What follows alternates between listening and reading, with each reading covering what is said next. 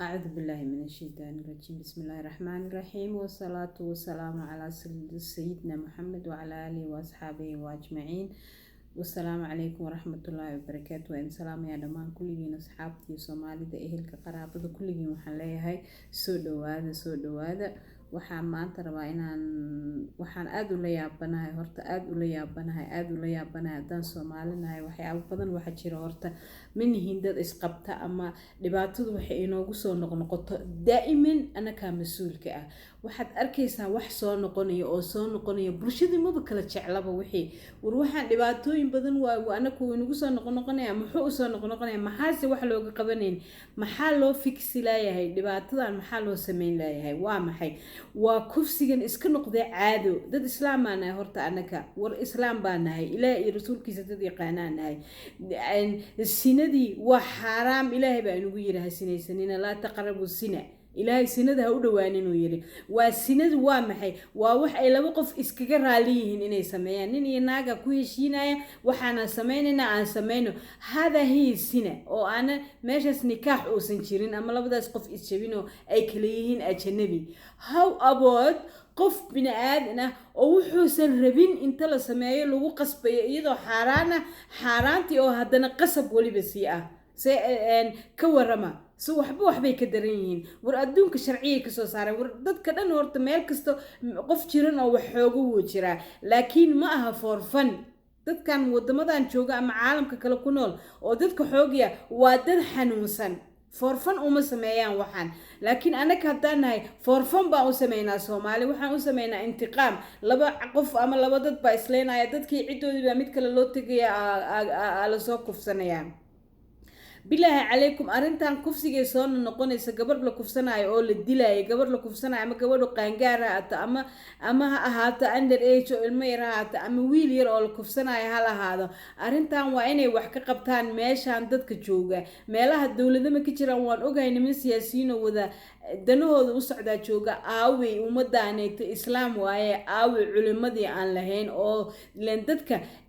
waxa diinta maxaan ku dhahaa qof waxba mas'uul ka yahay ninka siyaasiga wadanka iyo nabadgelyadiisa iyo waxaasbu uu ka yahay mas'uul siyaasiga muxuu ka yahay maxaan ku dhahaa ninka culimada ah waa inuu dadkii xaq darada iyo xaqa u kala sheego waxani waa qalad hal istaajiyo waxaas waa qalad hal ayaa la sameeyay qofkii waxa sameeyay hal ciqaabo qofkii wax sameeyay hadii aan la ciqaabin ama dambiga la marsiinin ama aan la xanuunjinin kan ku xiga hadana wixii uu suubinaya hadana wixii uu iska sii soconay iska dhaaf ina xataa la qabto ama la ciqaabo بالله عليكم ما أركتين نين شيخ اسكو شيء شيخيالك هاد جوجو وشيوخ آخر سبن أيكو كهد لاي حتى ما أركتين قبر لكوف صدي أما ويلي يرو لكوف صدي وحلو جيستي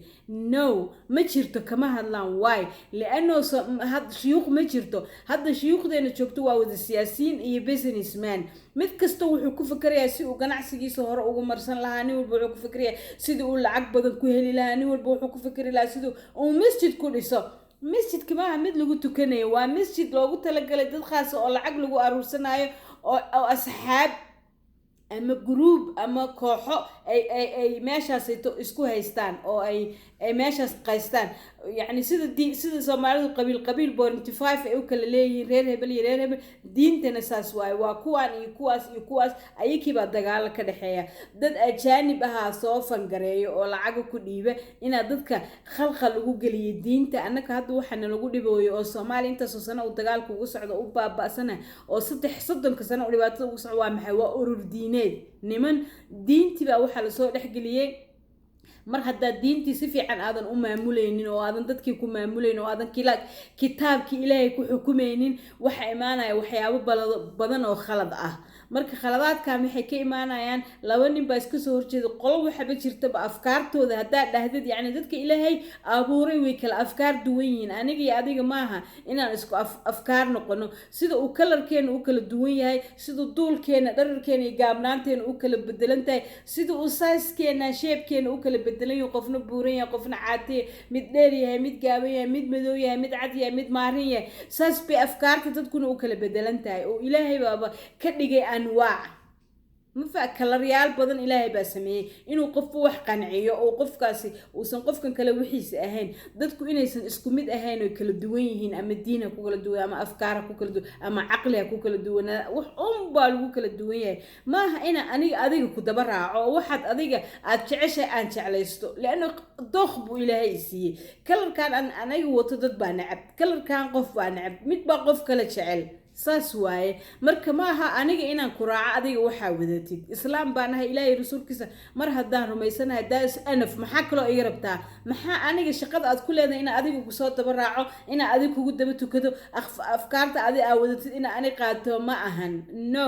aniga waxa ilaahay ii abuuray in asaga adoon u ahaado ilaahay uu aan caabudo aniga bas ilaahay mar haddaan caabudayo oo aan ilaahay abuurtay aqaan adoon asaga oo bini aadan in adoon u noqdo marabo li'anno hooyaday baa idhashay anoo xor ah caloosh iga soo bixisay anoo xor ah ilaahay baa abuuray anoo xor ah oo ikhtiyaar isiiyay وهذيناه نجتين بإلهي لوذا طريق بعد كوهنوني أما كاس قاد نهاية سا أني أنا كوجو حسابنا يا أبو إلهي كويري مركز سديبات كربتا أني جو إلهي وحر يجي أو محن كده هو يدي أنا حر إلى شيء سديبات كربتا أني أفكار تاب يجو عبيد ستيدو أني أنا هذا أدون كوجو نقضه أو إيده سا حتى هذا مو حسود إني قال بات هيقف إسلام أو أشهدنا مدي كرتد قال بنا أفكار هذا والسخذ أني هدانا قادني قال ميه إلهي بن عابده ما ضروري إن فرقنا راعى أما أن تسرع أما سنة راعى أما جماعة راعى أما شيعة راعى أما وهابية راعى أما الجماعة راعى أما اجتماع بلايدس إن راعى أم بهني يعني إسلام بانهاي إلهي رسول كيسان قانا شنت وقت إلهي بيقوله عبادات إلهي بيقوله وح خيرك وأن سمينا إلهي درت يسمعوا سمينا وحي حن أن كهر إلهي درت يسمعوا قانا ما هالشيء قبل إن ينكو أفكار هذا أنا جديدة ما هي إنه ويله هذا وقال أذيك أنا هذا تيجي جديد ما هي إن قال waa inaan daladan ilaahay hoosteeda ku wada noolaano ilaahay adduunka markuu abuuray wuxuu sameeyay wax la dhaho maxaan ku dhahaa tacayush waa maxay waa wada noolaanshaasi waa maxay yuhuud iyo muslim iyo maxaan ku dhahaa kristan iyo buudi iyo waxyaabaha ilaahay oo abuuray oo dadkaas oo dhan oo asaa abuurtay wuxuu rabaa ilaahay inay hal meel ku wada hoos jiraan ilaahay hoostiisa ay ku wada jiraan adiga qofkaas waxa ku leedahay nasiixadaas waa maxay waa inaad tiraahdo walaalow waxaan hadii ay ad u aragtid inuu qofkaani khaldan yahay ama uu islaam ahayn ama uu diin kale haysto ama uu wax kale yahay adiga muxuu yahay adiga maxaa kugu gudboon intaan ku imaadana ku dhaw walaale ama walaalo waxaan walaal ma fiicnaa ma ka fakir ma fiirisid bal meeshaana fiiri daa'is ما محير إلهي رسولك إلا البلاغ وحنا هين مقصود الرسول كفيري إنه بلقوا ودهور وحاس قاطع بس كمتشر قصب كمتشر الدين كمتشر تقالي سينو لا إكراه في الدين وإلهي قرآن ونوغشي قرآن كيس الدين توح قصب أهمتشرو دادك لغو قصب كارو asaga qofku wuxuu raba qaadanaya how awood qof islaam oo muslim oo shahaadana oo ilaahay rasuulkiisa yaqaan aadahid aniga afkaarteedu wasaqda oo jirin qaado hadaadan qaadana waan ku dilaya ama waan ku qarxinaya ama waan ku gaalaysiinaya no ma ahan qofna qof cabiid uma aha dadkan iyagoo taxararan bay dhasheen marka waxyaabahaas oo nagu dhex jiro fikradooyinkaas badan oo wasaqda ah waxa la rabaa inaad aqligaaga yar aad ka shaqaysiisid adigu ilaahay baad adoon u tahay nin bini aadana adoon ha u noqon fikirku aaminsanin gaal baad sheegtay waxa ku dhaw waa yahuudi adiga hadaad islaam tahay waad isogtahay xiriirka adiga ilaahay idinka dhaxeeya kaas buu ilaahay adiga kugu xisaabinaya nin kale fikradu uu wato adiga ilaahay kuguma xisaabinaya marka shuyuukhda hadda joogo nin walba wuxuu rabaa fikrada uu yar wato inuu qaadatid hadii aadan qaadin ku gaalaysiinaya hadii aadan qaadanina waxba kuma qabanaya hadaa ka soo horjeesatid oo ahadashadoo dhahdid nimankan dadkani waa dad khaldan oo khalad bay wataan oo diintani waa khalad waxa lagu sameeyayna waxa lagu leeyahay waa gaalo qof islaam la gaalaysiinaya war aniga kuma qasbanin aan afkaartaada qaato kuma qasbanihi ilaahay baan ku qasbanahay inaan qaato amarkiisa leeano aan adoonkiisa ahay aniga ee abuurtay bas ma jiro qof kale oo aniga aan maxaan ku dhahay afkaartiisa ama fikradiisa aan qaadanayo oo meel khalad ka soo bartay ama meel kale looga soo dhiibay ama diinta islaamka waxyaabaha lagu tashawishinayo oo lagu furaayo tashawishka badan hadaa maqashid sunno waaye jamaaco waaye kan waaye shiico waaye waxaas oo dhan ma jirto waqtigii rasuulkeena jiray ama islaamka ilaahay uu soo dejiyay waa hal diin waa islaam إن الدين عند الله إسلام بوير إلهي دين تيسو وإسلام ومحي إسلامك وأشهد أن لا إله إلا الله وحده لا شريك له وأشهد أن محمد عبده ورسوله دادسد ما في الشيخ ما في الشريف ما في تشنين أو لو تكريو ما في تشنين انت لدبو فريستو ما انت المدح وصل جيو أسق وحورة بآخرين آية أو انت لدهايو ماشان لعكها لغوصو شبو قفك أقوه رأي $1 صندوقان كوريدا جنة بوغليا جنة إلهي ما هايو jannada ilaahay baa haye bina aadan ma hayo sanduuqa lacagta kunka aad ku ridaysid ninkan baa business ku samaysanaya iskale masjidka adiga way aad u dhiibaysaa sadaqad ma rabtaa inaad baxsatid oo ilaahay dartiis wax ma u baxsanaysaa dadka Soomaalida ee Soomaaliya ku dhibaataysan si ilma agoon oo gaajaysan oo habeenkii baahi ku seexdaa jira ilma aan hooyay aababa lahayn qarxooda ilmo aabahood hooyadood ku dhintay baa jira kuwaas u dhiib kontonba mid u dhiib kontonba mid kala sii sadaqad bay ku noqonaysaa laakiin ninka inta calooshu intaas leegatay masjidka furtay oo businesska u furtay oo lacagta ku aruursanay way u siinaysaa way ugu ridaysaa masjidka lacag ha ku ridin sadaqada hadaa rabtid ilaahay dartii u baxso 10 naag bay wada qabaan calooshu intaas bay leeso leegtay bal ma aragteen waligiin waa soo jirnay ma arki jirnay niman shiyuuqa ama maxaa ku dhahaa dad diinta u far oo wada milyaneer arag nimankan oo dhan kulligooda waa wada milyaneer business way maxay ka ishtiraakaan dhiigga dadkay ka samaystaan mid walba diin yar buu samaystay markaas wuxuu kale anaka wahaabiyanahay firqadaas kale cadaabtay galaysa anaka ilaahay baa noo ballan qaaday shahaadooyin baa haysana hadaa anaka noo soo jannada galaysa haddaad shiican noqotid qoladan kale jannada galay kuwaas kale naartay galaya yaa naartay jannada fureedahay rabbiga kariimka ah bas baa haya ilaahay bin aadan uma uusan dhiibin daadis waaybuuna ilaahay jannada iyo arsaaqada iyo waxaas dhan ugama dhiibin bin aadanku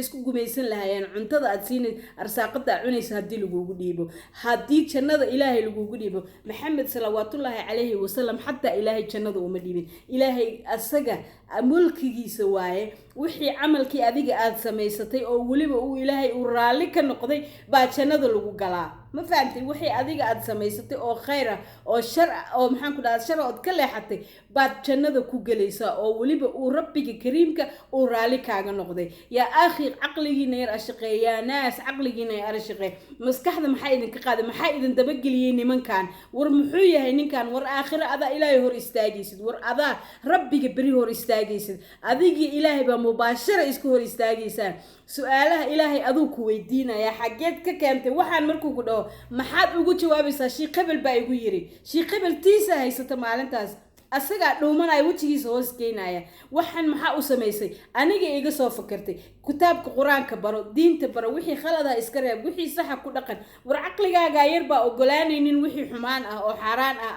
ama khalad ama markaad xumaan suubinaysid ama uu qofku xaraan suubinayo wuu dhuumanaya dadku iska reeb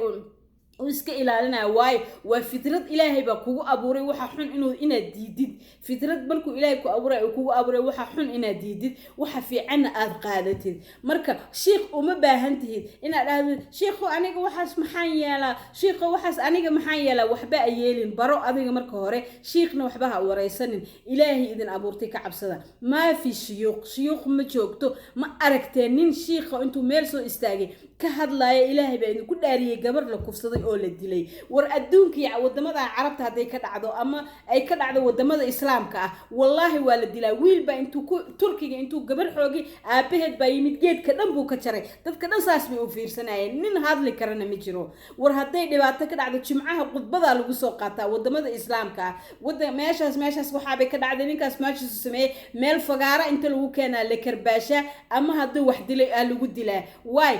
لأنه للعبرة لمن يفكر كي فكر ربنا وحا سميه بي 10 وتاي مردن بما سميناي لكن ما أردت الشيخ محاضرة انتو سو قاطي لها يا جبرتاس نينكاس وخوغيها لا سو قبطو ميشان waxaas lagu sameeyay ama dawlad haday jirtaa loo dhiibo no ma jirto sheekh kasto wuxuu ku fikirayaa ninkay iman rabo la dooranay kaasoo raba inuu naageeyo uu shubo uu lacag u shubo lacagta nus buu shubay way hadhow uu asan u soo daldalaya nimanka madaxda noqonay lacaga loo kala shubaya lacagaas waa la isku dooranaya xildhibaanada iyo wasiirada iyo adduunyadaas la kala siinaya hadhow ninkii meesha imaanaya madaxda asoo madyuun oo deynka buuxu imaanaya kule shuyuukhda dhan baa kule mid kasta shuyuukhda isoo horgof buu leeyahay ma hadli karo shiikha kama hadli karo arrimaha siyaasadda kama hadli karo gabdhahan wax lagu sameyn karo li'anno asaga ku alugooyo ku qaba maxay uga hadli waayeen muxaadarooyinka jimcada maxaa loogu soo qaadan leeyahay gabdhaha nimankan sameynaya waxaas lagu sameeyay war imisay dhacday every day bay dhacdaa maalin kastay dhacdaa nimanka dawladda sameynaya madaxda sameynaysa wasiirada sameynaya gabdhaha yaryar baa inta magaalada